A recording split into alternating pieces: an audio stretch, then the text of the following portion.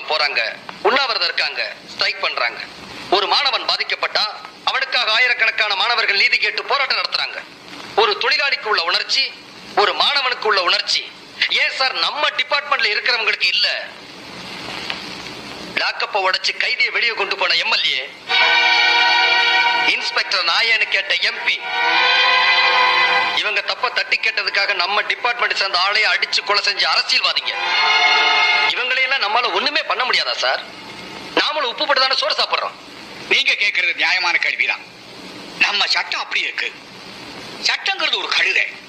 முன்னாடி போனா கடிக்கும், பின்னாடி போனா உரைக்கும். அதோட சேர்ந்து அனுசரிச்சு போனாதான் நாம தப்பிக்க முடியும். நாம தப்பிக்கணுங்கிறதுக்காக மக்கள் கிட்ட கெட்ட பேர் வாங்க சொல்றீங்களா? நம்மால மக்கள் கிட்ட நல்ல பேர் வாங்க முடியாதுன்னு சொல்றீங்களா? முடியாது சார். ஏன்னா அரசியல்வாதிங்க மாமியார் மாதிரி, போலீஸ் டிபார்ட்மெண்ட் மருமக மாதிரி. பொதுமக்கள்ங்கிற புருஷன்கிட்ட நல்ல பேர் எடுக்கிறதுக்கு மாமியாருங்க எப்பவுமே இடைஞ்சலாதான் சார் இருப்பாங்க. பட் வீடு நல்லா இருக்கணுங்கிறதுக்காக மருமக தனக்கு வர்ற கஷ்டங்களை எல்லாம் தாங்கிக்கிற மாதிரி நாடு நல்லா இருக்கணுங்கிறதுக்காக நமக்கு வர்ற கஷ்டங்களை எல்லாம் நாம தாங்கிக்க கூடாதா mister Raj? Sir, yes Raj. உங்கள மாதிரி ஆளுங்க போலீஸ் டிபார்ட்மெண்ட்டை வெறுத்துட்டா போலீஸ்ங்கிற வார்த்தைக்கே அர்த்தம் இல்லாம போயிடும். ப்ளீஸ் ஜாயின் பண்ணுங்க. ஜாயின் பண்றேன். பட் ஒரு கண்டிஷன், இந்த கேஸ்ல எனக்கு முழு உரிமை இருக்கணும். எந்த நிர்பந்தம் இருக்கக்கூடாது.